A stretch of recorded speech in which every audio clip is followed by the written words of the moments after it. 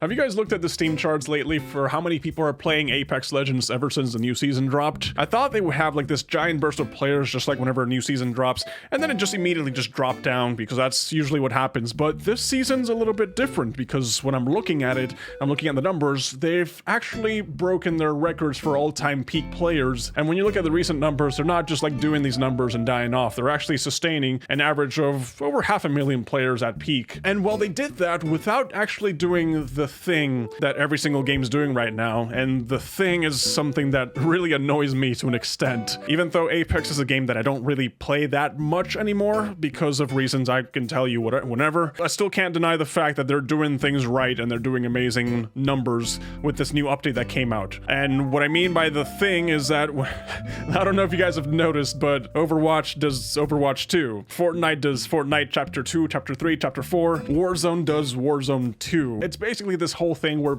the game sort of just rebrands itself as a sequel of itself to sort of just get like that hype and momentum going. And it honestly just feels like a big marketing scheme because the updates that they throw out don't really justify the fact of you re-releasing your game as a new entity of itself. But looking at Apex and all the updates that they did, I'm looking at the patch notes here, well, they actually are doing some pretty amazing things, right? Everything that they added into the game constitutes the whole, hey, let's make a sequel about this, let's throw out Apex Legends 2 and people get hyped about it, but they decided not to do that at all. They decided to just go like, hey, we'll just throw this new season and let the content do the work, let the content speak for itself, right? Not only did they just throw out a new season with a bunch of like updates for the class perks and remastering the legends, but they also did a team deathmatch. They introduced a new game mode. They announced the mixtape playlist, so they're gonna have a bunch of LTMs constantly rotating, so that's pretty awesome. That way people don't have to keep complaining that why are the LTMs always going away, but then when the LTMs stay for too long, it's like, wow, this LTM's boring, give us something new, you know? But now they're gonna have something consistent, just rotating nonstop at the cost of removing Arena, which,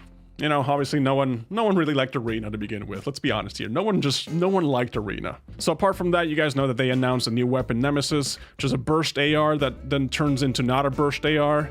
And of course, they announced the Anniversary Collection event. It's been 4 whole darn years ever since Apex dropped for the first time. I remember that first time it came out, I was like, wow, if I just commit to this, I'll be a gamer. I'll do esports stuff, and I'll be an epic gamer just like everyone.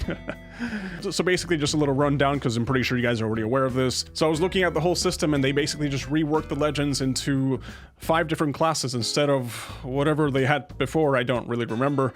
Now they have Assault, they have Skirmisher, Recon, and Support, and Controller. It just seems nice that they're trying to rework the characters so that it kind of like falls into play with every other game like Valorant and like Overwatch and all these other hero shooter games. It's nice to have that division between the Legends. So even though I'm hyping up Apex because they have done some really good things, there's still a couple of things about Apex that I really don't like. I was streaming it and it just kind of felt more of the same for me. You know, as a casual player that doesn't try to try hard, it's always like a sweat fest. I just cannot seem to have fun unless I'm with friends and I'm just having fun and chilling with them. Doesn't matter if we win or lose, but if you're a solo player and you just want to have fun in a casual match, that's not going to happen for you. That's 100% not going to happen. You're not going to have fun because the game itself is just so oriented towards competitive team-based players. If you're not competitive and you're not team-based, you're basically screwed. You have no option there, man.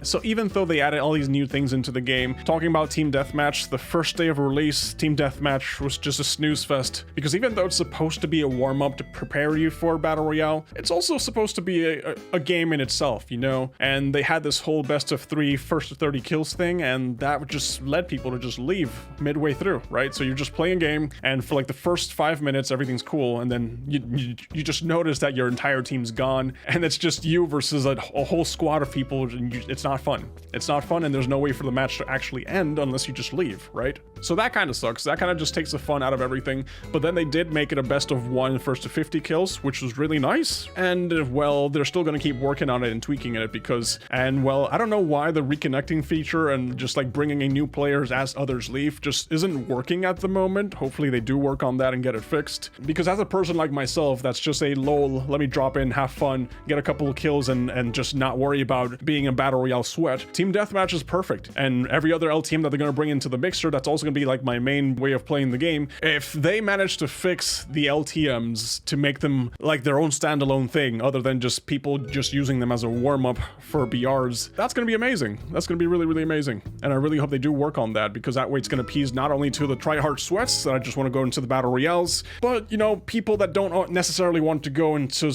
only BRs are able to have something else to have fun with as well.